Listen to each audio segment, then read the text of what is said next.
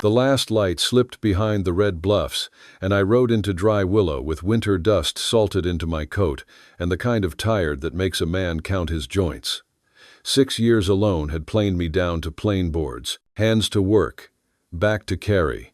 A thin strip of duty kept me walking when the wind pushed the other way.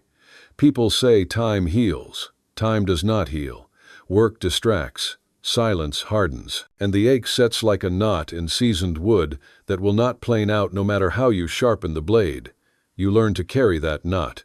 You do not learn to sing. The cabin sat where cottonwoods thinned, and the wash cut a shallow line through my claim. I saw smoke before I saw the door. A thin blue thread climbed into the cold, the color of a vein under a wrist. I had not lit any fire that morning. Judas, my horse, tossed his head, and the bit rang against his teeth. I swung down. The ground was frost hard. The little sounds carried far in that kind of air. A twig clicked once. A nail in the eave ticked. Nothing else. I eased the latch. Warmth met me like a hand to the face. The iron stove glowed. The table stood where I had left it. The chair waited with its joints complaining. On the cot lay a woman. She was awake and watching me, eyes dark and steady. Her hair fell black across the blanket. A buckskin dress hung loose, where hunger had been the tailor. Bruises tracked her wrists and cheek. She did not plead. She measured. I knew that look, and I knew that people. Chiricahua Apache, if I was any judge.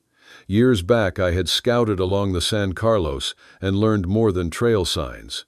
I learned what pride looks like when chased. I learned how a territory can grind a person down without ever saying a word. I stood in the door with the heat on my face and the cold chewing the back of my neck.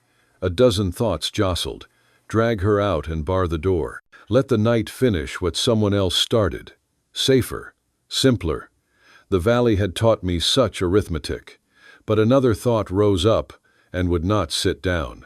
I saw Mary again in her last hours, and the small mound beside hers where our boy lay. I remembered a hand going slack in mine. I remembered the sound the house made after.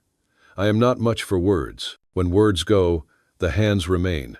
I set bread on the table and pushed the plate toward the cot. Then I poured water and placed the tin cup so she could reach it without rising. She moved like a deer that has learned the language of traps. Careful, exact.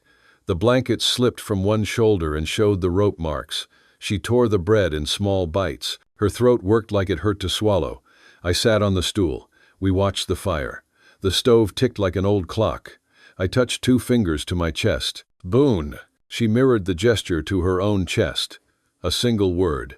Nascha. I'm. The name held a round river sound. I nodded. No more talk. Talk was not the thing we needed. We needed decisions. I said one word in a voice I used when gentling a colt and when burying my dead. Stay. She did not nod, and she did not smile. She drew the blanket up and lowered herself back to the cot as if laying down a wager. I stepped outside and split wood until the swing and bite of the axe ate the questions. When I came in again, she had not moved. I saw where the door frame had splintered. She had forced the latch with a stick or a stone. That told its own story. Desperation will teach a person carpentry of the wrong kind. I warmed beans with jerky and a pinch of coffee thrown in. She ate with a steadier hand. I set a second log in the stove. I pulled my chair near the door. The rifle rested where my hand could find it without asking the eye for help. Night pushed against the chinks. Wind searched for ways to come in and found fewer than it wanted. Twice she woke and checked if I was still there. Twice I lifted my chin to say yes without speaking. Morning made the frost glitter in the window. What needed choosing felt chosen. I would not put her back into the dark. If you enjoy the story, hit that subscribe button right away. And if you do not, then just hit the like button anyway, to keep more Wild West love stories coming. We set a language of small work. I lifted the bucket and showed her the swing a wrist makes when a person means creek. She stood on bare feet and breathed through the hurt. The seam at her neckline had ripped, and she held it together with the blanket. We walked the narrow path where willow roots gripped the bank. At the water she hissed at the cold and did not pull away. We carried the full bucket together. my hand on the handle and her hand on top of mine, not to take it but to keep the weight honest between us. Back at the cabin I checked the door. I cut a new mortise and trued a scrap of cedar for a bar. She watched and learned the shape of the work. When I set the chisel down, she picked up my coat without asking and threaded a bone needle I kept in a tin. She stitched the tear near the elbow. The line wandered and held. That is a fair description of most salvation. By noon, the day had a high quiet. The hawk wrote lazy letters over the wash. I weighed the need for flour and salt against the risk of leaving her alone. In the end, a man must eat, and a stove must have oil. I saddled Judas. At the door she stood with the blanket clasped. I lifted my hand with the palm toward her, the way you tell a horse to stand. She gave a small nod. The kind a person uses when they promise themselves before they promise you. Sagebrush Crossing looked the same and looked different. That is what happens when a man starts caring again. The false fronts tried to look tall.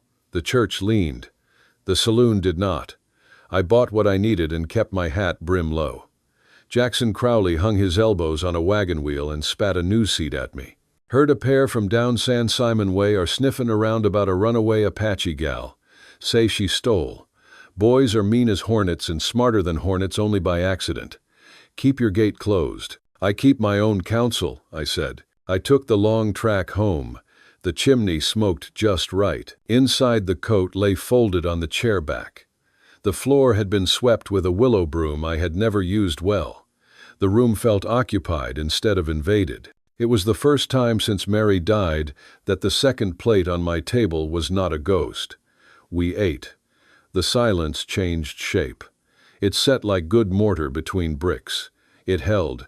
That night I sat with the rifle and cleaned it by lamplight. She balanced the spoon end to end on the table for no other reason than to make order where she could. The blanket slipped off one shoulder and she pulled it back up without hurry. I saw the skin and the bruises because I am a man with eyes and a past. I looked away because I am a man who wants to live with himself in the morning. She did not flinch, and she did not barter. We let the coals sink red. I slept and did not dream. That is its own kind of mercy. Morning starts plain in a country like ours. Smoke went straight up and the sky wore that hard blue that makes a nail look bright. I brewed coffee strong and set a cup where her hands could find it without asking. She cradled it with both palms and closed her eyes. Relief will write itself across a face even when the person has learned to keep the rest of the ledger hidden. I had fences to mend along the wash and snares to check. Before I stepped out, I showed her the Henry lever rifle and made the motions slow. Load here. Work the action here. Keep the muzzle as honest as a preacher on Sunday. She tilted her head and repeated each move until the sound of the bolt was clean. Then she set the rifle back and lifted both hands to show she understood the rule. No shooting unless a coyote came bold. Halfway down the fence line, I heard hooves moving like men who believed the road belonged to their boots. I dropped behind Prickly Pear and watched two riders go by. They wore hats that kept rain off a lie. I waited a long count after their dust drifted east before I moved. I took a back draw home. Judas picked his feet like a cat. Inside the cabin, Nascha had her hair braided to one side and sat mending her own dress. She read the news in my face the way a scout reads, a set of tracks across rock. One word from her, and it was the right one. Men. Maybe, I said. I checked the rifle and spoke slow so shape could carry more meaning than grammar. Bad. Looking. She laid 2 fingers on the rope, scars at her wrists. She did not lower her eyes. She stood straighter. Courage is quiet. It shows up to work. I barred the shutters and laid another stick in the stove. We waited through a long afternoon that made each small noise seem large. Wind came down from the high country and shouldered the roof. I could smell snow even in the desert. Snow and trouble make their own kind of cover. We ate beans and salt pork. She rinsed the plates and set them to dry by the window. Twice she went to the glass and pressed her palm to the cold. She looked to the cottonwoods where the creek hooked left. I knew then she had not crawled into my bed by accident. She had chosen this notch in the land because something in it looked like a place a person might make a stand without being swallowed whole. Night set its table. I cleaned the colt until the clicks lined up like good manners. She sat near the stove and hummed a tune the land might have taught her. The notes rose and fell like a ridgeline in low light. We spoke only enough to keep fear from learning the room. Then the sound came clean. Hooves in, wet. A lantern rattle. She moved to the shadow behind the bed. I stood square with my shoulders rolled down and the rifle up. The knock rattled the latch. Boone Ashford, we hear you are keeping what does not belong to you. There is nothing here that fits your words. Make it easy. Girl is property. Papers in town say so. Paper will bless a theft quicker than it will bless a birth when whiskey stands the witness. I did not open the door. You boys climb off my step. Come daybreak ride to Sagebrush and show your papers to the judge. Until then, find another fire. A quiet followed. It was the kind that tastes like oil on the tongue. The first kick shook the door. The second split the latch I had fixed. The third pushed a man through. He held a lantern and a pistol. He was slow by a heartbeat, and I was not. The rifle barked, and the room filled with smoke and lamp stink. The second man fired, and his bullet bit the log to my right. My next shot put him against the jamb. Silence afterward carried a hiss from the broken lamp and the quick breath of a person who had watched their life stand up again. I dragged both bodies into the sleet. The weather pulled a sheet over them while I barred the door. When I turned, she walked from the shadows and set her palm on my chest. It was not a lover's claim. It was a placing of trust, where a man keeps his word. Safe, I said, and I meant it farther than the walls. If you like Wild West love stories or Wild West stories, drop a bunch of 1 second, and your place in the comments for the Wild West Love channel. Tell me where you are listening from, so I do not feel so alone out here. Morning laid a clean face across a night with ugly bones. I stepped out and read the ground. The storm had eaten most of the tracks. Inside, I bled the stove and brewed coffee. I only then felt the pull under my ribs. A splinter of lead had kissed me without getting its way. She saw the stain and moved with the gentle authority of someone who has learned to bind the world back together with cloth and patience. She heated water and cleaned the crease. Her hands were steady and her eyes were steady. She spoke in her tongue and I knew the meaning, though not the words. Stay alive. Do not make me choose the road without you. We passed that day inside a circle of small tasks. I set a new hinge on the door, and she laid beans to soak with a sliver of pork. She watched the window more than once. I kept the rifle where my hand could find it without looking. Trouble rarely returns the next night, but pride can drive men to foolish repeats. Pride was thick in this country. Near sundown, I took her to the creek and showed her where the bank undercut left. Good for snares when the thaw ran stronger. She wore my old wool coat with the sleeves rolled back. She turned her face to the wind like a deer that has learned the exact distance between fear and freedom. She spoke a single word, home. I have heard hymns in churches from Kansas to Sonora. None sounded truer. We stood with the bluffs red against the west.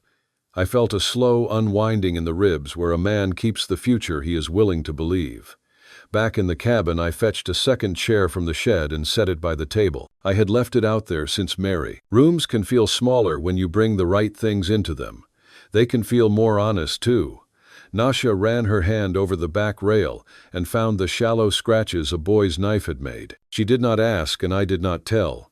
Some roads you do not walk in the dark. Hey there, friend, take a moment and get yourself a full glass of water. Your body will thank you. That night we slept inside a quiet that did not feel empty. The fire breathed. The house breathed. 2 people breathed. It is a simple arithmetic. It changes everything. The next day the snow went to ground and the wash talked as if telling the county a story it had been holding all winter. I had to ride to town. Flour ran low. Lamp oil was honest about its end. A man who shoots men on his step should also make sure the law hears more than rumor. Names matter. Names can prevent a bigger storm. Before I left, I showed her again how the Henry worked and where to stand to keep the doorway from becoming a target. She learned fast. She set the rifle back and touched the white line of bandage under my shirt with a look that asked if this was wise. I told her the truth that keeps me breathing. Cannot live penned. Not you. Not me. Town sounded like a place I used to know. I bought what I came to buy. Crowley found me by the hitch rail and leaned into the kind of talk that draws flies. 2 men from San Simon are missing. Rode out bragging about a catch. Did not ride back. Sheriff may want to know what you heard. Over 7. The storm took a bite out of many things. Or a bullet did. Be careful, Boone. I rode home with my head up and my hands quiet. At the cabin she had set the table for 2 with small care. The spoon lay like a compass. She looked as if she had been listening to the weather for words. I told her what little mattered. I did not speak the names I did not have. I spoke the danger. She nodded like a partner taking a watch shift, not like a person being protected. That week settled into a shape that could be called life without scaring it away. She sang soft when she worked. I sharpened tools and pointed out where the cow trail cut rock so deep a horse could find it by feel. She taught me the word for coyote and the word for enough. Both served us daily. I taught her a card game suited for 2 souls and 1 stove. My joke about preachers did not earn a smile, and that suited me fine. At night, we traded pieces of our old lives, in the careful way people trade glass. She told me how men with rope hearts had pulled her from her people's winter camp, how a fence and a brand and a ledger had been used like scripture to explain a theft, how whiskey had loosened a hand and she had run. She followed water because water keeps a secret, and because a person who follows green can sometimes find mercy. I told her about Mary and the way a man keeps a good woman alive without embalming her in sorrow, how she salted bread with the exact pinch her mother taught, how she tied her hair when a wind came up from the south, how the fever took her and our boy. I said the boy's name once, and then let it rest. There are words you do not carry around the room. The first time she took my hand, it was not for love. It was to pull me away from the door when a jay barked alarm from the cottonwoods. We stood with our backs to the wall and the rifles angled. A mule deer slid through the clearing and flashed white without giving us any sermon. We laughed. The room learned how to hold that sound without dropping it. Later we kissed. Not because fear demanded a tax, because choice invited a step. I asked with my eyes. She answered by closing the last space. The kiss was not young, and it was not over-hungry. It was clear. That is how 2 stubborn rivers decide to meet and make a third. We did not set rules with ink. We set them with habits. We cooked and ate and washed the plates. We slept with our shoulders touching and our own thoughts intact. The rifle leaned where it always had. That night, it watched a house at peace. The sun made an honest color of the dark earth, and I rode a quiet perimeter, the axe's rhythm now serving as punctuation for a life planned to stay. She met my return with eyes that asked no questions, and that night, watching her trace a circle on the table, I knew we were trading straight lines for a story that intended to turn. Spring began the only way spring knows in a country that wears rock-like armor. The thaw pried at the ground. The cottonwoods put out a first thread of green. We mended fence because men who intend to live must mend fence no matter what the poets write. We stacked wood because the next winter always stands somewhere in the room waiting its turn. I saddled Judas for a ride to the South Ridge to look at water and grass. She walked beside me and asked about roads I had ridden before we met. I pointed out where the trail bent and why. No romance dressed the talk. 2 travelers compared notes. That kind of talk makes a fair foundation. On the ridge we found coyote sign and the clean track of a small band of antelope. She knelt and read the ground with a hunter's eye. I watched and learned. I have never believed a man's dignity depends on being the only person in the room who knows a thing. My dignity stands on whether I keep learning while my knees still bend. We spoke of leaving. There is a piece of ground south of the Gila where the soil holds water a little longer, and a person can grow corn high enough to shade a dog. We spoke of staying. Dry Willow had already taken our measure and not spit us out. We rolled both coins in the firelight. Neither of us tried to buy the other with gratitude. Gratitude shines. Chains shine too. We wanted rope for building, not rope for binding. If you are watching on TV, do not hesitate. Grab your phone and hit subscribe to my channel so you will never miss out on our amazing characters. We made a garden where the sun kept its promise. We hauled stones for a small wall that would trip the wind. We built a pen for a goat. Crowley sold me at a price that said rumor may not be the only language he speaks. She learned how to set a rabbit snare that would not take the wrong neck. I learned a song line in her tongue that meant enough and safe and food in the same breath depending on how a person carried the sound. Language is a kind of tool. It cuts a door if you hold it right. One afternoon a rider's dust lifted on the west trail, and I felt that old cold thought sit up. I set the rifle on the sill and told her to keep low and to watch the cottonwood gap. The rider turned out to be a young cowboy with a busted cinch and a mouth full of apologies. We helped him tape leather to leather and sent him on with a flask of coffee. He looked back twice as he rode. People look when they see a thing that does not fit their easy stories. Let them look. We were not a story for their comfort. Night brought a soft south wind that smelled like wet iron and green. We sat by the door with our boots off and let the day cool on our faces. She leaned her head to my shoulder and asked a question that could have been a trap in another house and was not in mine. Why you choose me? I answered the only way a man should who intends to keep looking himself in the eye. Because you chose you first, then you chose me. That is a kind of love I can live under without feeling small. She drew a long breath and let it go. We turned our heads toward the dark and listened to the wash tell its version of the world. No violins, no declarations, just two people who had learned the worth of asking and the worth of answering. That night the air cooled slow, dragging the scent of sage and damp earth through the cracks of the cabin. The lantern burned low, throwing our shadows wide against the walls we had built with our own calloused hand. I watched her braid her hair by the firelight, each twist calm and sure. The small rhythm of survival turned ritual. Out there, somewhere, the world still bit and tore. But in that little room we were a kind of quiet proof that mercy could last longer than the gun that made it. When the wick hissed out, I lay awake listening to coyotes call across the wash. Their voices rose and fell in the dark like memory itself, never staying, never gone. She stirred beside me and whispered something soft in her tongue. I didn't know the words, but I felt what she meant.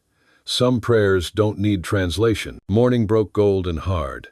I rode the fence line alone, the saddle creaking beneath me, the sun clawing over the ridge. A hawk wheeled overhead, lazy in its hunger. The earth still carried the chill of night, but the soil under the hooves felt alive. When I turned back toward the cabin, I saw smoke curling from the chimney and her figure in the doorway, a shawl over her shoulders. For a heartbeat, it looked like a painting of a life I'd stopped believing a man like me could deserve. She waved once, small and sure, and I knew then the shape of belonging wasn't chains or vows. It was the simple knowledge that someone wanted you back when you rode home. That afternoon, I fixed the hinge on the gate, and she brought water from the creek. We worked without speaking.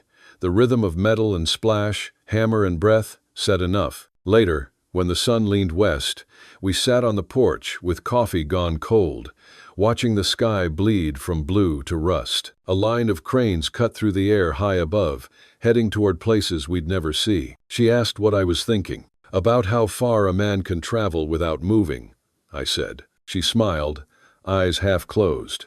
You travel plenty sitting here. I nodded. Guess so. Used to think the world ended at the edge of the hills. Now I think it just begins wherever a person stops running. She set her cup down, leaned her head to my shoulder, and said, Then you begin now. The wind picked up, cool against our faces, and somewhere a cottonwood leaf turned over, silver side catching light. I remember thinking that maybe that was what grace looked like, not a miracle, not forgiveness, just a single leaf deciding to show its other side and not be ashamed. That evening, we mended the last tear in her old buckskin dress. I told her I could ride to town, trade for new cloth. She shook her head. Not yet. This one knows my skin. And when she finished the final stitch, she said quietly, You and me same now. We keep what life gave, not what life took. I didn't answer. Just watched her fingers knot the thread and bite it off clean. Outside, the coyotes had gone silent, as if even they were listening. Before sleep took us, I stepped to the door and looked out at the horizon.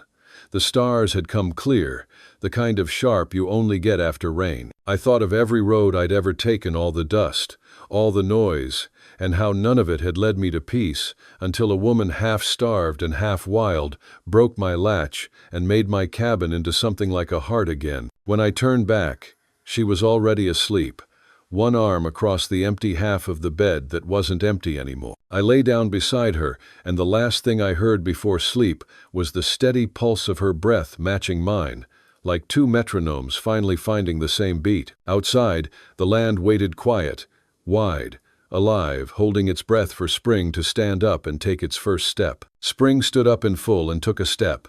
The wash ran bright. The cottonwoods wore a young shade like hope that had learned not to brag. We rode to the west shoulder of land where the wind forgot to chew so hard. I carried a shovel and a small sack of stones. She carried rosemary from the edge of the creek. We set a cairn, and I spoke the name I had carried in my chest like a hot coin. She set it back with exact care. We did not cry. The ground is not healed by tears. It is healed by the hands that keep working after the tears have gone. We looked at each other straight. A person who has been owned learns to read the fine print even when there is no ink. I said what needed saying. We are free people. We stay because we choose. We go because we choose. If that changes for either of us, we part without debt or theft and without lie. She took my hand and squeezed once. The answer fit the promise. We laid out rows for beans and corn. We hung a strip of windbell from old spoons on the porch. We learned how to sleep without keeping the rifle tight to the chest. That is not to say we forgot danger. We set a line of dry brush at the edge of the clearing that would whisper a warning to a watchful ear. We did not hide from the world. We prepared to live inside it without giving ourselves away. On a day that looked like any other, she came back from the creek with trout on a willow loop. She sat on the step with sun in her hair and a look that belonged to a person who has decided that the next breath is worth what it costs. She said my name whole and smiled small. Boone Ashford. I thought a plain thought and kept it, the way a farmer keeps a seed for the right soil. I could die tomorrow and know I have lived again. Not because a bed is warm, though it is, and rightly so, because my roof holds a second heartbeat that chose to beat there. We spoke that evening of the Gila again, and of Dry Willow again. We did not reach a conclusion, and we did not try to force one. Some choices ripen. A man who has learned impatience from grief must learn patience from love. We went inside. I set the lamp low. She set the plates. We ate. We cleaned up. I reached for her hand. She leaned in. The kiss that night tasted like bread and river, and the line a plow leaves when it first turns a field that has rested too long. If you have made it this far, I know you are a true fan of WWL. Morning came honest. We harnessed Judas to a travois and hauled fence posts from a stand of cedar on the north rise. We worked side by side until sweat salted our shirts. Work is its own sacrament when two people do it without scorekeeping. We rested in the shade of a cottonwood and shared a canteen and a strip of jerky. She dozed with her head in my lap. The breeze moved her hair. I set my palm there gentle and thanked to God I do not claim to understand that I was allowed this plain mercy. We closed the day at the cairn. The rosemary had taken to the soil. The new shoots looked like little green hands. We stood quiet.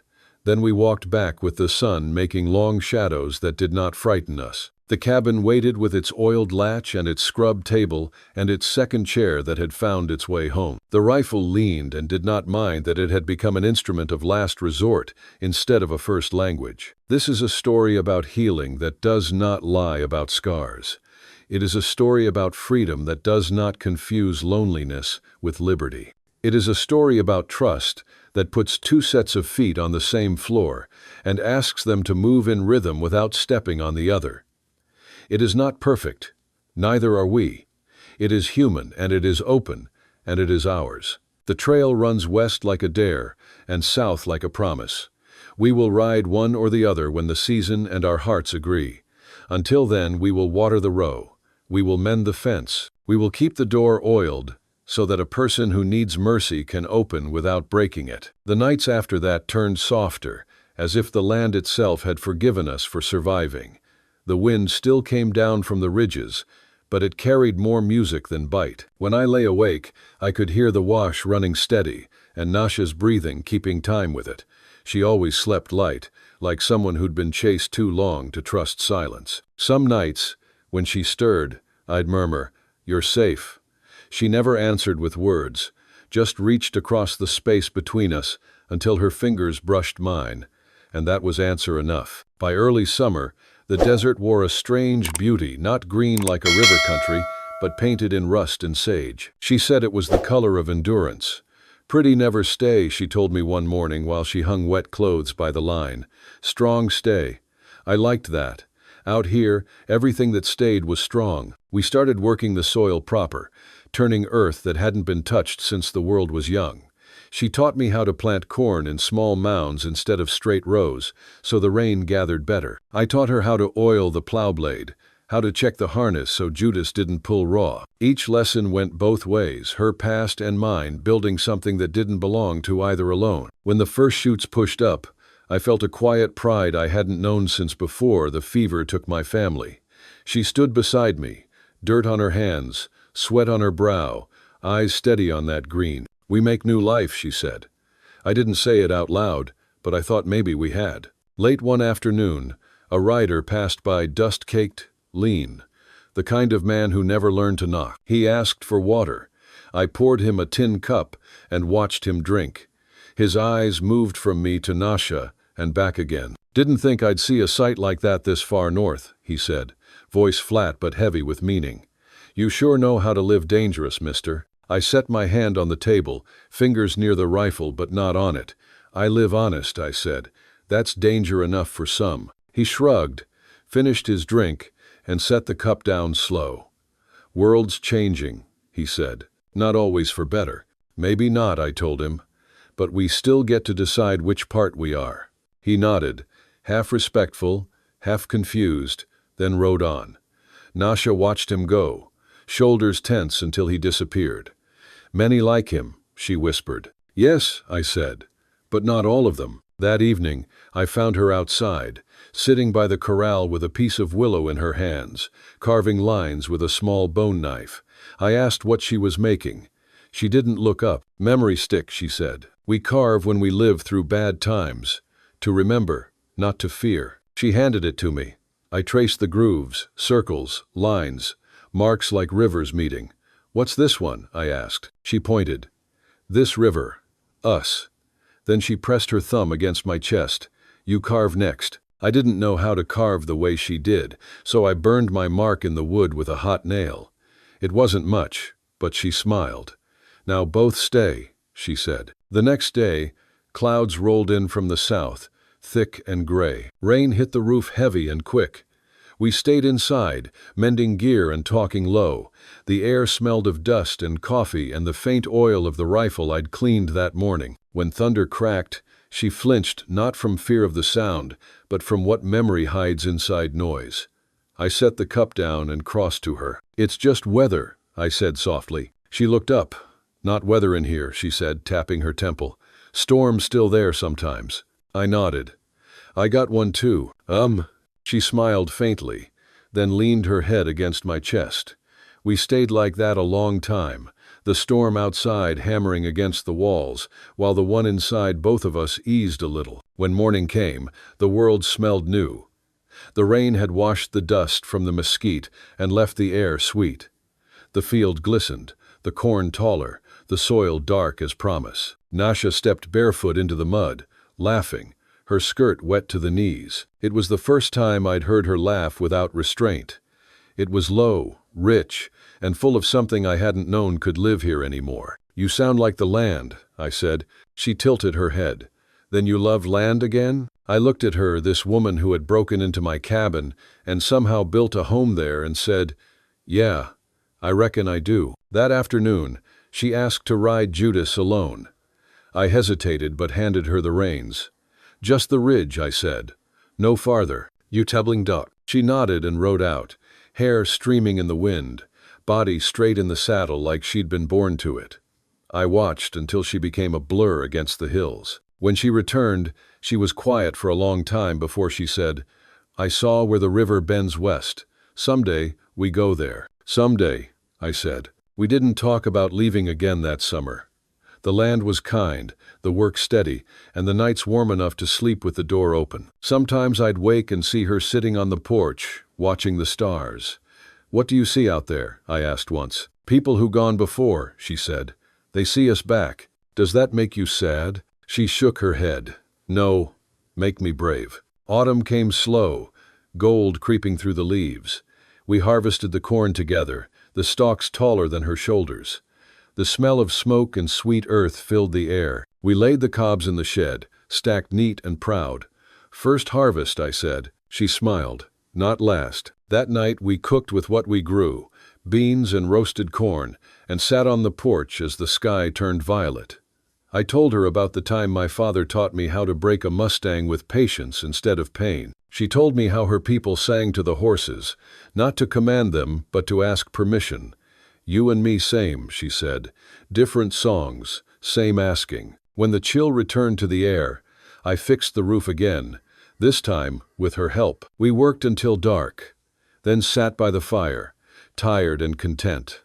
She traced the scar on my shoulder where the bullet had grazed me months before.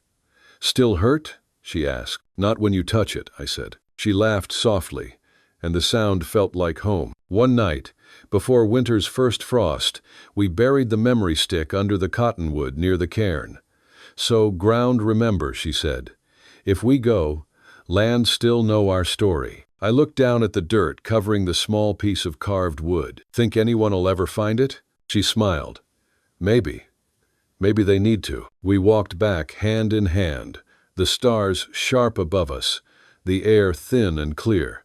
Inside, the cabin glowed warm, two shadows moving together against the wall. That's the truth of it, not the gunfire or the snow or the blood, but the quiet after, the work of rebuilding a soul one dawn at a time, the kind of love that doesn't cage you, doesn't rescue you, just stands beside you while you heal. I reckon that's what the frontier really was, not the edge of the world, but the edge of the heart, where you either learn mercy or you die mean. And we chose mercy. Today's story is about pains that seemed to have no way out until a small ray of light changed everything. Do you believe that, even in the darkest times, there's always a miracle waiting at the end of the road?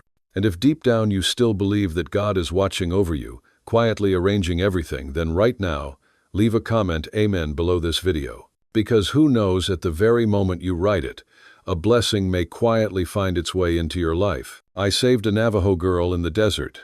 Then the hunter became the hunted. The land out past Dry Creek was quiet that spring. Still cold at night, but dry enough for fence work. I'd been alone out there for most of the season, just me, my tools, and the slow rhythm of rebuilding what time and wind had worn down. My ranch wasn't big, just a square of hard-baked land tucked along the base of the Red Hills. A patch of earth too dry for corn, but good enough for grazing when you kept things modest. That's how I liked it. Modest, predictable, no debts, no visitors. At 45, I'd lived more years in silence than in company. I remembered riding with scouts back when the Indian conflicts were winding down and the territory still ran hot with raids and revenge. I lost a friend to one of those rides. Wrong place, wrong time. We were guiding a Navajo elder, a man named Hoka, through a treaty promising peace, a promise broken with the first gunshot. And though I never blamed Hoka's people for it, I never quite forgave myself.